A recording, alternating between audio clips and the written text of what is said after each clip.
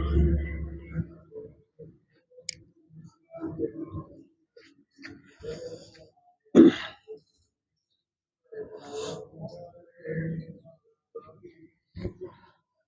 मैं अष्टांग योग में विशेषकर प्राणायाम के संबंध में आपको अवगत कराना चाहता हूँ। जो हमारे साधक हैं विशेषकर केवल आसन ही वो योग समझते हैं, जबकि योग प्राणायाम से शुरू होता है। प्राणायाम, प्रत्याहार, धारणा, ध्यान और समाधि। देखिए, अष्टांग योग में योग के 8 अंग हैं। यम, नियम, आसन। ये हमारी बहिरंग स्थापना है। बहिरंग साधना का मतलब यह है कि हमारा जो हार्डवेयर है, जो शरीर का बाहर का ढांचा है, इसको योग के लायक, प्राणायाम ध्यान के लायक बनाना जो है बहिरंग साधना काम करती है। उसके बाद अंतरंग साधना में आता है प्राणायाम, प्रत्याहार, धारणा, ध्यान और अंत में समाधि। विशेषकर मैं साधकों को ये संदेश देना चाहता हूँ, योग के साधकों को प्राणायाम पे निश्चित रूप से उनको फोकस करना चाहिए, क्योंकि प्राणायाम से ही हमारा योग शुरू होता है। अभी तक जैसे हम यम का पालन करते हैं, तो उसके बाद नियमों का पालन करते हैं योग के, उसके बाद आसनों पर आते हैं, उसके बाद हम प्राणायाम लायक फिट होते हैं।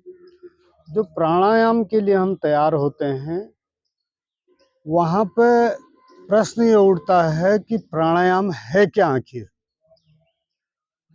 प्राणायाम क्या है कि हमारी जो वायु की एक साधना है,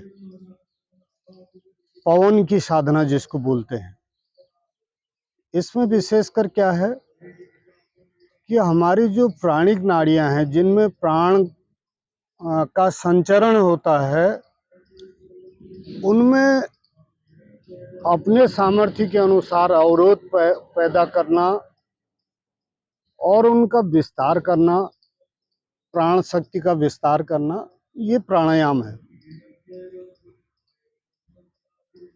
सबसे पहले हम यहाँ पर अपने मन को नियंत्रित करते हैं।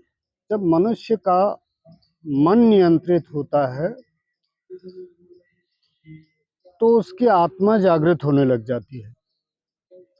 आत्मा के संदेशों का साधक पालन करने लग जाता है। जब हमारी आत्मा जागृत हो जाती है, आत्मा के संदेशों का हम पालन करने लग जाते हैं, तो निश्चित रूप से हमारे जो शरीर के अंदर है अथाह सामर्थ्य उत्पन्न होता है।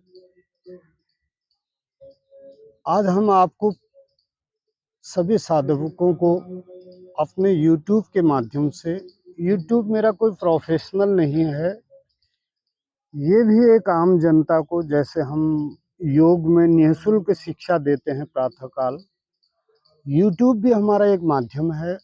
इसके माध्यम से भी साधकों को, जो योग प्रेमी हैं, उनको संदेश जाए कि प्राणायाम क्या चीज़ होती है, अष्टांग योग में प्राणायाम की क्या भूमिका है। आइए आपको आज मैं प्राणायाम के लिए सबसे पहले हम क्या करते हैं कि हम अपने शरीर को सीधा करते हैं, दंड की स्थिति पहले लाते हैं, बिल्कुल पाँव को सीधा करके। अब यहाँ पर प्राणायाम के लिए जो जिस आसन में बैठ सकता है, सुविधाजनक अपने आसनों में बैठ सकते हैं। कोई वज्रासन में बैठ जाए, कोई सुखासन में बैठ जाए, कोई स्वास्तिक आसन में बैठ जाए, कोई पद्मासन में बैठ जाए। लेकिन सर्वोच्च आसन मैं बताऊंगा पद्मासन है, क्योंकि पद्म मीन्स कमल। कमल कीचड़ में खिलता है या आप कहें पानी में खिलता है, लेकिन जब वो खिलता है तो पानी से ऊपर अलग स्थिर होता है, उसकी अलग भूमिका होती है। उसी प्रकार से हमारा योग है। हम पृथ्वी पर होते हुए भी बिल्कुल हल्का शरीर हो जाता है। हम जहाँ चाहें, जैसे चाहें वैसे टहल फिर सकते हैं। अपने स्वस्थ मन, स्वस्थ चेतना से अपने को महसूस करते हैं। आसनों के लिए पद्मासन सर्वोच्च आसन है। दाएं पाँव को मोड़ेंगे घुटने से और दाएं टखना जो एड़ी है उसको बाईं जंघा मूल पर बिल्कुल स्थिर कर देंगे ऐसे। देखिए आप अब बायां पाँव मोड़ें, बायां पाँव मोड़ें, इसको दाईं जंघा मूल पे बिल्कुल सेट कर दें। अब दोनों एड़ियां आपकी नाभि के बिल्कुल सामने आ जाएं और घुटने पृथ्वी को स्पर्श करें ऐसे।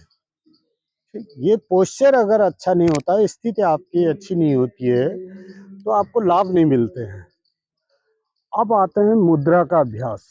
सबसे पहले हम प्राणायाम में क्या हुआ, हमारे जब पाँव के तलवे ऊपर को हो जाते हैं पद्मासन में, सारी शक्तियां ऊर्ध्वाधर हो जाती हैं, यानी पृथ्वी से हमारा लिंक बिल्कुल पृथक हो जाता है। हालांकि हम लोग ये चटाई बिछाते हैं नीचे, उससे भी वो कुचालक है विद्युत का, लेकिन जब हम इस स्थिति में आ जाती हैं, पृथ्वी तत्व बिल्कुल ऊपर को हो जाता है ऊर्ध्वाधर, तो हमको विशेष शक्तियां प्राप्त होती हैं इससे।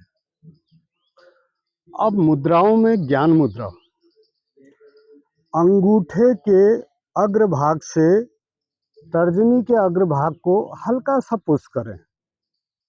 शेष 3 अंगुलियां बिल्कुल सीधी रहेंगी पृथ्वी की ओर। दोनों हथेलियों का पृष्ठभाग घुटनों पर स्थिर रहेगा। कमर गर्दन बिल्कुल सीधी रहेगी। आंखें कोमलता से बंद हो जाएंगी ऐसे।